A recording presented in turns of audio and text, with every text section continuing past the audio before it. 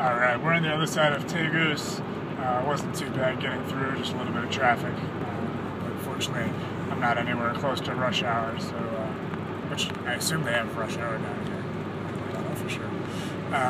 But yeah, I'm on the other side. I just went for about 5 minutes without, with my car in neutral, because after making the climb to get out of Tegucigalpa, which is in a valley, it was just all downhill after that. Oh, that's one of the rum makers over there, and apparently that's their main distillery.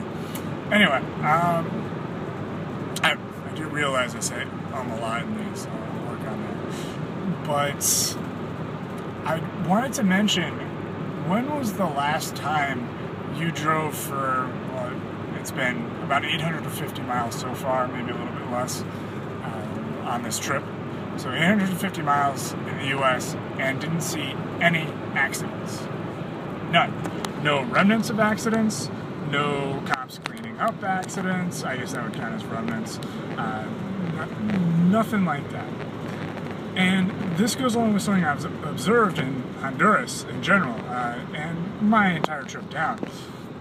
Really, in Mexico, in Guatemala, and Honduras, and of course now in Nicaragua, I have the same experience.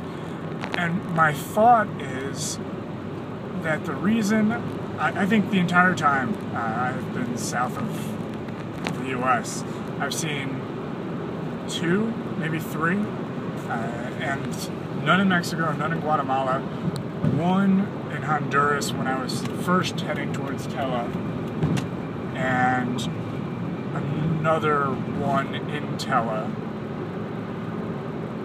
and none on this trip. So, there might be 1 more I'm forgetting, so we'll say 3. But that just seems statistically impossible almost from what I've experienced in the US. And so my thought is that when people feel less safe, or we could put it another way, when people feel safe because of all these cops and all the speed limits and road signs and things like that, maybe they're a little less careful because they think everything's been taken care of, or maybe it's just part of the culture up there. But I think that people down here realize the danger of driving,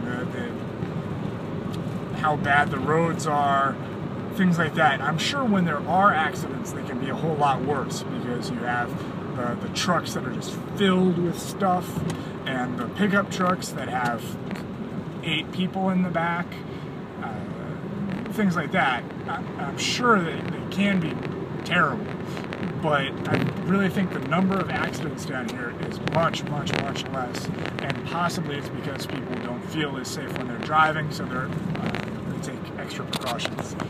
And it's been now, oh, this is real pretty. Let's take a look at that. But it's now been, what, 4 months I've been down here, and I haven't had car insurance. Granted, I went for however many years up in the States without having an accident either. And insurance ended up just being a whole waste of money for me, but, so they made a lot of money on me. Anyway, that's that. A couple other observations. One, owning a business down here, I don't think it's the same up north, just from what I've observed. But owning a business down here, you've got to be ready for people just to walk in and ask for money. They'll walk in and ask for jobs. That's not terribly unusual. But they'll just ask for money. And I mean, being a gringo, I'm sure that's part of it, but they probably do it to other businesses too. And they'll show you a picture of their son, or they'll show you their Nicaraguan license and that they're trying to get to Mexico, or they'll show you their medical bill that they say has to be paid tomorrow. Things like that. Those are 3 examples from my gym of people that have walked in, and usually they don't get too angry when you say, no, I don't do this. One started, I don't know, cursing me or something. Old man. But And he's been back once more since then, but he didn't talk to me. He tried to talk to my employees.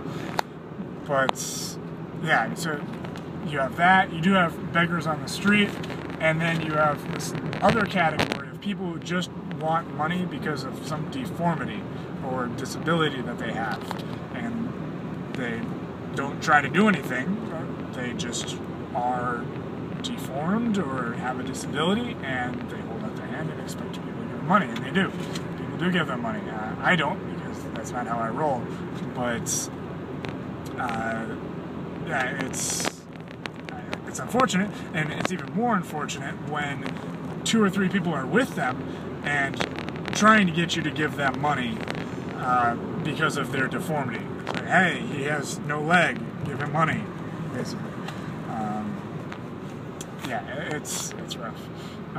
Now, obviously, I'm in a position where I could help them a bit, but I think that once the business is a success, or more successful, then I'll be more able to help them. I mean, it's the whole socialist problem. Is if you give an equal playing field, you know, everyone who has something gives it away, we just all end up in shit. I mean, that's a very cursory description, but we can certainly delve into the socialist versus capitalist concepts, and I'm not necessarily a fan of either of them. But all right, that'll be for another post. So we'll talk about it.